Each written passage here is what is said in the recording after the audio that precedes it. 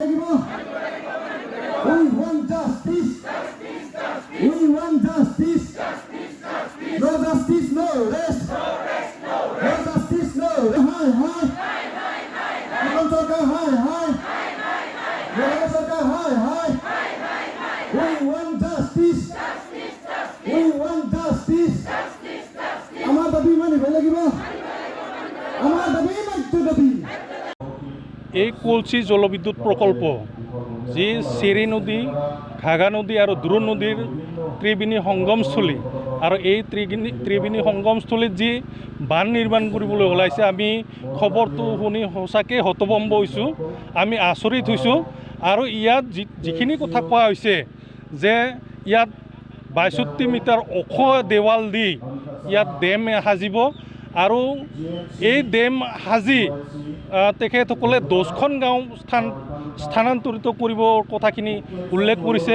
গতিকে আমি এই অঞ্চলৰ ৰাইজ পূৰ্বপুৰুষৰ পৰা আটা পিতা দিনৰ পৰা ইয়াতে বসবাস কৰি ডাঙৰ দীঘল হোৱা মানুহ। গতিকে এই অঞ্চলৰ ৰাইজে এই যেতিয়া ডেম হ'ব, ইয়াৰ মানুহখিনি আচলতে ক'লৈ যাব, ক'ত খাব, কি কৰিব, কেনেকৈ চলিব। আমাৰ সাধাৰণ মানুহখিনিয়ে বাগান খেতি কৰি কল তামোল আনাৰস এনেকুৱা ধৰণৰ খেতি কৰি জীৱন নিৰ্বাহ কৰি আছে। গতিকে এই যে ইয়াত ডেম সাজিব আৰু ডেম সাজাৰ লগে লগে ইয়াত পানীৰে ভৰ্তি হ'ব গোটেই গাঁও। গতিকে তাৰ ফলত ইয়াৰ মানুহখিনি ক'ত কেনেকৈ স্থানান্তৰ কৰিব পৰিকল্পনা কৰিছে নাজানো। গতিকে আমি চৰকাৰক আহ্বান জনাইছোঁ, আমাৰ ভিত্তি মাটি উচন হোৱা কাম কোনো পধ্যে ইয়াত হ'বলৈ দিয়া নহ'ব। আপোনালোকে এই চিন্তা পৰিহাৰ কৰক। আমাৰ এই অঞ্চলৰ যি সাধাৰণ খাতি খোৱা মানুহ, সাধাৰণভাৱে জীৱন নিৰ্বাহ কৰা মানুহখিনিক আপোনালোকে মৰমৰ চকুৰে চাওক আৰু আমাক মৰম কৰক। ইয়াত জীৱন নিৰ্বাহ কৰি বাচি থাকিবলৈ দিয়ক, তাৰে আহ্বান জনাইছোঁ। সাধাৰণ ৰাইজৰ জীৱনক লৈ হেতালি খেলা এইটোতো সাংঘাতিক ধৰণৰ হেতালি খেলিছে। ইয়াত কোনেও ভবা নাছিল এনেকুৱা ধৰণৰ ঘটনা যে হ'ব। গতিকে এইটো হেতালি হৈছে আৰু এই সাধাৰণ মানুহৰ লগত এনেকুৱা ধৰণৰ হেতালি খেলিব নালাগে। জীৱন জীৱিকাৰ কথা আছে, ইয়াৰ মানুহখিনিক বাচি থকাৰ কথা আছে, ইয়াত বাসস্থান।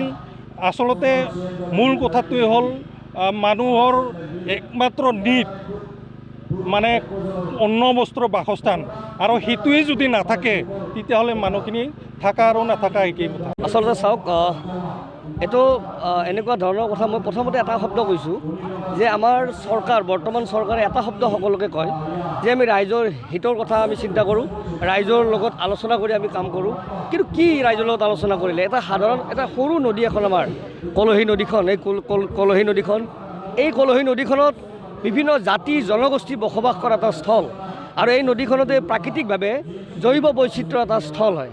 আৰু ইয়াতে আটাইতকৈ ডাঙৰ কথা, আমাৰ এছিয়াৰে বিৰল প্ৰজাতি সেয়া হৈছে গেঞ্জেটিক ডলফিন ইয়াত পোৱা যায়। আপুনি ভাৰতবৰ্ষত, আমাৰ অসমত ব্ৰহ্মপুত্ৰ নদী উপত্যকাৰ উপৰিও, নদীখনৰ উপৰিও আমাৰ সোৱণশিৰি নদীৰ লগতে অকল কলহী নদীতে আমাৰ শিশু পোৱা যায়। এয়া আমাৰ কাৰণে গৌৰৱৰ কথা। আৰু এই গৌৰৱৰ কথা কি হ'ব, আৰু দুদিন পিছত যদি এই প্ৰজেক্ট আৰম্ভ কৰে, এই জলবিদ্যুৎ প্ৰকল্প আৰম্ভ কৰে, এয়া আমাৰ গৌৰৱ নহয়, এয়া আমাৰ বেলেগ হৈহে যাব। আৰু আমি অহা প্ৰজন্মক ক'ব লাগিব কি ইয়াত এখন নদীহে আছিল, ইয়াত এখন কলহী বুলি এখন নদী আছিল, কিন্তু তাৰ একো নাথাকিব চান্সিপ। গতিকে জৈৱ বৈচিত্ৰ্য ধ্বংস হৈ যাব। এই ক্ষেত্ৰত আমি সদায় বিৰোধ কৰি যাম আৰু কৰি থাকিমেই। যোৱা ২ তাৰিখে ২ জুনত যিটো দুখন ৰাজ্যৰ মুখ্যমন্ত্ৰীয়ে যিটো কইনাধৰাত যিটো আলোচনা কৰিলে যে তেওঁলোকে অহা আগষ্ট মাহত এই কলচি ডেম বনোৱা হ'ব বুলি পেলাই তেওঁলোকে ডিক্লেয়াৰ কৰিব বুলি তেওঁলোকে কৈছে। যে সেই পৰিপ্ৰেক্ষিতত আজি বিভিন্ন দল সংগঠনে আজি ইয়াতে উকিয়াম গাঁৱত প্ৰতিবাদী এখন সভা এটা অনুষ্ঠিত কৰা হৈছে। যে আমিও একেলগে, আমি গাৰো জাতীয় পৰিষদো আমি পঞ্চায়তে আমি বিৰোধিতা কৰিছোঁ ইয়াতে ডেম হোৱাটো। কাৰণ চাব, এই নদীত, কলচি নদীত ইয়াতে বিভিন্ন ধৰণৰ আপোনাৰ একুৱেটিক এনিমেলছ, যিটো আমি কওঁ একুৱেটিক এনিমেলছ আছে। বিশেষকৈ আপোনাৰ শিল কামোৰা মাছ, ডলফিনটো, যে কিবা কাৰণত যদি ডেমটো যদি হ'ব লাগে, যদি হয়, তেতিয়াহ'লে এইবিলাক যিবিলাক শিল কামোৰা মাছেই হওক বা ডলফিনেই হওক, এইবিলাক যিবিলাক একুৱেটিক এনিমেলছ আছে এইবিলাক নাইকিয়া হৈ যাব। গতিকে ইয়াৰ প্ৰতি এটা ভাবুকি এটা আহিছে বা আহিব। তাৰপিছত এই নদীখনৰ ওপৰত আমাৰ বিভিন্ন অঞ্চলৰ মানুহে জীৱিকা অৰ্জন কৰি আছে, বিশেষকৈ জীৱিকা অৰ্জন কৰি আছে। মাছ মাৰি কিছুমানে মাছ মাৰি জীৱিকা অৰ্জন কৰি আছে, শিল বালি বেচি পেলাই উঠাই পেলাই জীৱিকা অৰ্জন কৰি আছে। কিছুমান নাৱৰীয়া আছে, নাও অসমৰ পৰা মেঘালয়ত যোৱা, মেঘালয়ৰ পৰা অসমত অহা, তেনেকুৱা এই নদীটো পাৰ কৰাৰ কাৰণে তেওঁলোকে তেনেকুৱা জীৱিকা অৰ্জন কৰি আছে। গতিকে যদি হয়, ডেমটো যদি হয়, তেতিয়াহ'লে এইবিলাক যিবিলাক ব্যৱস্থাবিলাক নোহোৱা হৈ যাব। তেতিয়াহ'লে আমাৰ যিবিলাক দৈনন্দিন জীৱনত যিবিলাক মানুহে যিটো মানে কৰ্ম জীৱিকা যিটো আছিলে সেইটো নাইকিয়া হৈ যাব। বিদ্যুৎ প্ৰকল্পৰ কাৰণে যি মানে নিৰ্মাণৰ কাৰণে যোজা চলাইছে আৰু সেইটো হ'ল 62 মিটাৰ অখলৈকে নিৰ্মাণ কৰিব। গতিকে আপোনালোকে ভাবক কথাটো যে 62 মিটাৰ অখলৈকে নদী বান্ধ কৰিব। গতিকে এই অঞ্চলত থকা 10খন গাঁও উচ্ছেদ হ'ব বুলি কৈছে। 10খন নহয়, প্ৰায় 25খনমান গাঁও পানীৰ তলত বুৰ যাব। গতিকে এই নদী বান্ধটো আমি কোনো কাৰণতে আমি হোৱাটো আমি নিবিচাৰোঁ। আজি এই উকিয়াম অঞ্চলৰ আমি ৰাইজে ইয়াত আমি প্ৰতিবাদ সাব্যস্ত কৰিছোঁ। এই প্ৰতিবাদ সাব্যস্তৰ পিছতো যদি চৰকাৰে এই সিদ্ধান্ত বাতিল নকৰে, তেতিয়াহ'লে ইয়াতকৈও আমি গণতান্ত্ৰিকভাৱে ভয়াৱহ আন্দোলন কৰিবৰ কাৰণে আমি সাজু আছোঁ। ইয়াত আমি নিখিল ৰাভা ছাত্ৰ সন্থা, নিখিল ৰাভা মহিলা পৰিষদ, ষষ্ঠ অনুচ্ছেদ দাবী সমিতি আৰু গাৰো জাতীয় পৰিষদ, গাৰো ছাত্ৰ সন্থা আৰু গাৰো উমেন কাউন্সিল অৰ্থাৎ গাৰো মহিলা পৰিষদ আৰু খাচী ষ্টুডেণ্টছ ইউনিয়নে আমি যৌথভাৱে আজিৰ প্ৰতিবাদ আমি কৰিছোঁ যে ইয়াত যি উকিয়ামত যি মানে কুলচি নদীত ডেম হ'ব, সেই ডেমটো আমি তীব্ৰ বিৰোধিতা কৰিছোঁ। আমি ডেম হোৱাটো আমি নিবিচাৰোঁ, কাৰণ ইয়াত ডেম হ'লে এই অঞ্চলৰ ৰাইজে গাঁওবিলাকতো পানীৰ তলত ডুব যাব। তাৰোপৰি এওঁলোক ক'ত যাব? গতিকে এওঁলোক ভিখাৰীৰ নিচিনা অনাই বনাই ঘূৰি থাকিব। চহৰততো আমাৰ মানুহে বসবাস আমাক কৰিবই নোৱাৰে, কাৰণ গাঁও অঞ্চলতে আমাৰ খিলঞ্জীয়াসকলে বসবাস কৰে। আৰু সেইকাৰণে মই অসম চৰকাৰক মই অনুৰোধ জনাব বিচাৰোঁ যাতে আমাৰ খিলঞ্জীয়াৰ যি অস্তিত্ব ৰক্ষা কৰক। যি খিলঞ্জীয়াৰ আমাৰ প্ৰভুত্ব, সেই প্ৰভুত্বৰ প্ৰতি লক্ষ্য ৰাখি তেখেতে কাম কাজবিলাক কৰক, সিদ্ধান্তবিলাক গ্ৰহণ কৰক। সেইটোৰ প্ৰতিহে তেখেতে লক্ষ্য ৰাখিবৰ বাবে তেখেতক মই আহ্বান জনাইছোঁ।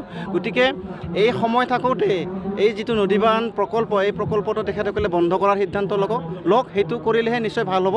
আৰু নদীবান্ধ হোৱাৰ পিছত যি নামনি অঞ্চললৈ যিটো প্ৰভাৱ পৰিব, আপোনালোকে জানিব যে এই কুলচি যিটো নদী, এই নদীটো আচলতে 3টা নদীৰ এটা সংগমস্থল।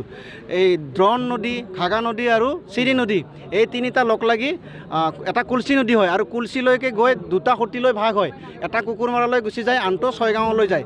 ছয়গাঁৱলৈ যিটো সতি যায় সেইটো আকৌ 2 ভাগ হৈ যায়, খৰখৰীলৈ গুচি যায়। গতিকে এই সমগ্ৰ এই অঞ্চলত যেনেকৈ ভাগ হৈ যায়, গতিকে দক্ষিণ কামৰূপ অঞ্চলত আমাৰ যি কুলচি নদী, এইটো জীৱন ৰেখা স্বৰূপ। গতিকে এই জীৱন ৰেখা স্বৰূপ যিটো নদী, সমগ্ৰ এই 35 কিলোমিটাৰ ব্যাসাৰ্ধৰ যি আমাৰ ইয়াত খিলঞ্জীয়াসকল বাস কৰে, গতিকে সকলোৰে কাৰণে এই দুৰ্ভিক্ষ জীৱন নামি আহিব। নামনি অঞ্চলত যেতিয়াই বান্ধটো এৰি দিব, তেতিয়াই সেই গাঁৱৰ জীৱ জন্তু পশুধনৰ পৰা মানুহ কোন সময়ত যেন পানী উটুৱাই লৈ যায় তাৰ কোনো ধৰণৰ পাত্তা নহ'ব। এইখন চৰকাৰে অহাৰ লগে লগে গোটেই অসমৰ ৰাইজক এটা আশ্বাস দিছিল, প্ৰতিশ্ৰুতি দিছিলে যে আমি অসমৰ কেইটামান জটিল বিষয় আপোনালোকৰ মংগলিতে কাম কৰিম। কিন্তু তাৰ ভিতৰত আপোনালোকে চাইছে বৃহৎ নদীবান্ধ। এইটো নদীবান্ধৰ পৰা এতিয়া আপোনালোকে সম্পূৰ্ণ তথ্য পাইছে যে এই নদীবান্ধৰ পৰা 3খন জিলা অতি ভয়াৱহ ক্ষতিসাধনৰ সন্মুখীন খিলঞ্জীয়া মানুহ। গতিকে এইখিনি বিষয় তেওঁলোকে সমাধান কৰাত সক্ষম হোৱা নাই। তেনেস্থলত যদি নামনি অসমত যদি এইটো কুলচি নদীত যদি নদীবান্ধ দিব যায়, ইয়াতে আপোনালোকে চাইছে ইয়াত এটা বিশাল আমাৰ খিলঞ্জীয়া মানুহৰ এটা অধিকৃত অঞ্চল। গতিকে এই মানুহখিনিৰ ভৱিষ্যত কি হ'ব? গতিকে এওঁলোকৰ পৰা আপোনালোকে যদি কোনোবা ভাবিছে এইখন চৰকাৰৰ কিবা আমাৰ খিলঞ্জীয়া সুৰক্ষিত হ'ব, আমি কোনোদিন আশাৰ আশ্বাসত নাই। আৰু আমি আজি উপস্থিত হৈছোঁ এইকাৰণে যে এইখিনি মানুহৰ যিটো প্ৰতিবাদী কণ্ঠ, এইখিনি মানুহৰ যিটো নিৰাপত্তা ব্যৱস্থা, এইখিনি যে এওঁলোকে কৰিব নোৱাৰে চিৰসত্য। গতিকে আমি আপোনালোকক এই কথা স্পষ্ট কৰি দিছোঁ, কোনো পৰ্যায়ে কুলচিত নদীবান্ধ হ'ব নোৱাৰে। আৰু কোনোবাই যদি গাৰ বলেৰে কৰিব যায়, আমি ইয়াৰ উত্তৰ জংগী। আমি নহয় যে কোনখিনিত জাতীয় সংগঠনক মেনেজ কৰিব, ৰাতি গৈ মিটিং কৰিব, মইতো নাই, এনেকুৱা কোনো মিটিঙত নাই। মই উপস্থিত হৈছোঁ একমাত্ৰ খিলঞ্জীয়া সুৰক্ষিত নিশ্চিত হ'ব লাগিব। আৰু বৃহৎ নদীবান্ধ নামনি অসমত কোনো পৰ্যায়ে হ'বলৈ দিয়া নহ'ব। স্বাভাৱিকতে ইয়াৰ প্ৰতিক্ৰিয়া হোৱা এটা বিষয় আৰু খুব স্পৰ্শকাতৰ এটা বিষয়। অসম চৰকাৰ, মেঘালয় চৰকাৰ, দুয়োখন চৰকাৰে উকিয়ামৰ এই যি কুলচি নদীত তাত জলবিদ্যুৎ প্ৰকল্প স্থাপন কৰিবৰ কাৰণে তেওঁলোকে সিদ্ধান্ত গ্ৰহণ কৰিছে। আমি একমুখে নিখিল ৰাভা ছাত্ৰ সন্থাৰ লগতে ৰাভা জাতীয় সংগঠন, মহিলা পৰিষদ, ষষ্ঠ দাবী সমিতি আমি ইয়াত একমুখে আচলতে প্ৰতিবাদ জনাইছোঁ। কাৰণ উকিয়াম এক অতি জৈৱ বৈচিত্ৰ্যৰে পৰিপূৰ্ণ সুন্দৰ এক স্থান আৰু য'ত জনগোষ্ঠীৰ মানুহসমূহ বাস কৰে। গতিকে এই সুন্দৰ অঞ্চলটোক যদি সুন্দৰ কৰি ৰাখিব লগা হয়, জৈৱ বৈচিত্ৰ্য যদি পৰিপূৰ্ণ কৰি ৰাখিব লগা হয়, তেতিয়াহ'লে জলবিদ্যুৎ প্ৰকল্প আমি ইয়াত কেতিয়াও মানিব নোৱাৰোঁ। কাৰণ এই নৈখনৰ আৰু কিছুমান বৈশিষ্ট্য আছে ইয়াত এছিয়াৰ গৌৰৱ যি গেংগেটিক ডলফিন ইয়াত পাবলৈ আমি পাওঁ কিন্তু এই জলবিদ্যুৎ প্ৰকল্প ইয়াত বান্ধাৰ লগে লগে তেনে গৌৰৱৰ যি আমাৰ স্পেচিছ সেইবিলাক নাইকিয়া হৈ যাব আৰু তাৰোপৰি ৬২ মিটাৰৰ যি জল ইয়াত বান্ধ ইয়াত নিৰ্মাণ হ'ব সেই ৬২ মিটাৰ ওখ জলবান্ধে এই অঞ্চলত কিমান ভাবুকি কঢ়িয়াই আনিব পাৰে আমি সকলোৱে অনুমান কৰিব পাৰোঁ ইতিমধ্যে ৰঙা নদীৰ যি ঘটনা তাকতো আমি মনলৈ আনিবই লাগিব কাৰণ তাত সেই জলবিদ্যুৎ প্ৰকল্প হোৱাৰ ফলত ডাউন ষ্ট্ৰীমত যিটো ইম্পেক্ট পৰিছে নিমিষতে কিমান ঘৰ মানুহ তাত ধ্বংস গৰাহলৈ গৈছে গতিকে সেইখিনি ইয়াত পুনৰাবৃত্তি হ'ব তেনেকুৱা যদি ইয়াত জলবিদ্যুৎ প্ৰকল্প ইয়াত স্থাপন কৰা হয় গতিকে সেইকাৰণে আমি মুঠতে আমাৰ এই জনজাতীয় মানুহখিনিৰ বা কলসী নৈ পৰে মানুহখিনিৰ বিপদ হ'ব পৰাকৈ আমি তেনেকুৱা সিদ্ধান্ত আচলতে মানিব নোৱাৰোঁ এইখিনি আমাৰ একমুখে আমাৰ প্ৰতিবাদ আমাৰ আছে প্ৰতিবাদ কৰাই কাম হ'ব চৰকাৰে সিদ্ধান্ত লৈ আছে বাৰে বাৰে আৰু আমি প্ৰতিবাদ কৰি যাম কাৰণ চৰকাৰে বিভিন্ন সময়ত উন্নয়নৰ স্বাৰ্থত কিছুমান প্ৰজেক্ট সিদ্ধান্ত লয় কিন্তু সেই যিবিলাক উন্নয়নৰ প্ৰজেক্ট সিদ্ধান্ত সেইবিলাক অঞ্চলস্থ মানুহৰ জনগাঁথনি তাৰ পৰম্পৰা তাৰ জৈৱ বৈচিত্ৰ্যৰ ওপৰত সি আধাৰ হ'ব লাগিব গতিকে যিহেতু জলবিদ্যুৎ প্ৰকল্পটো ইয়াত যিটো হ'বলৈ গৈ আছে সেইখিনি যিহেতু এই খিলঞ্জীয়া মানুহখিনিৰ ওপৰত প্ৰভাৱ পেলাব পৰম্পৰাক নষ্ট কৰিব কৃষ্টি সংস্কৃতি নষ্ট কৰিব তাৰোপৰি আমাৰ মাটি গুচি যাব আৰু অৰ্থনৈতিক দিশৰ প্ৰভাৱ পৰিব গতিকে তেনেকুৱা সিদ্ধান্ত আমি কেনেকৈ মানিম আজি বিজেপি চৰকাৰে হিমন্ত বিশ্ব চৰকাৰে উন্নয়নৰ নামত ৰাইজৰ ক্ষতি হ'ব পৰা কিছুমান পদক্ষেপ হাতত লৈছে তাৰে অংশস্বৰূপ কুলচি জলবিদ্যুৎ প্ৰকল্প কুলচি জলবিদ্যুৎ প্ৰকল্পৰ জৰিয়তে যদি কুলচি জলবিদ্যুৎ প্ৰকল্প বন্ধ হ'বলগীয়া হয় তেওঁলোকে বনায় তেতিয়াহ'লে কুলচিৰ লগত নিবিড়ভাৱে সম্পৰ্ক থকা কুলচি পৰিয়া ৰাইজৰ বিস্তৰ ক্ষতি হ'ব কাৰণ কুলচি নদীৰ বালিতলি আমাৰ ২০ৰ পৰা ৩০,০০০ মানুহে জীৱিকা অৰ্জন কৰি আছে প্ৰত্যক্ষ বা পৰোক্ষভাৱে গতিকে যেতিয়া খৰালিকাল হ'ব খৰালিকাল নদীখন তেওঁলোকে ওপৰতে বান্ধি ৰাখিব বান্ধি ৰখাৰ ফলত নদীখন শুকাই যাব শুকাই যোৱাৰ লগে লগে কি হ'ব আমাৰ খেতিপথাৰত আমি পানী নাপাম আমাৰ ঘৰৰ দমকল কুঁৱাত আমাৰ পানী নাথাকিব আমাৰ এই অঞ্চলৰ মানুহ কলৰ খেতি কৰে আনাৰসৰ খেতি কৰে তামোলৰ খেতি কৰে এই খেতিবিলাকত প্ৰভাৱ পৰিব লগতে আমাৰ যি নদী এই নদীখন আমাৰ ৰাইজৰ অধিকাৰ কমিউনিটিৰ অধিকাৰ এই অধিকাৰ আমাৰ নহ'ব কুলচি নদীৰ পানী আমাৰ অধিকাৰ কুলচি নদীৰ মাছ আৰু শিশুৰ যিহেতু ইয়াতে প্ৰজননস্থলী বা শিশুৰ বাসস্থানস্থলী এই শিশুৰ যি বাসস্থানস্থলী কুলচি নদীটো পুনৰুজ্জীৱন হোৱাৰ লগে লগে এই বিলুপ্তিৰ পথত এই ডলফিন আমাৰ শেষ নিশাস হৈ যাব গতিকে আমি আহ্বান কৰিছোঁ হিমন্ত বিশ্ব চৰকাৰক যে এই নদীবান বন্ধ কৰক নহ'লে আপুনি পৰৱৰ্তী পৰ্যায়ত ৰাজপথৰ আন্দোলনেই নহয় প্ৰতিৰোধ সংগ্ৰামৰ কাৰণে আপুনি সাজু থাকক আৰু আমি আহ্বান জনাওঁ ইয়াৰে কুলচি পৰিয়া ৰাইজক আপোনালোক সংগঠিত হওক জাতি বৰ্ণ ধৰ্ম নিৰ্বিশেষে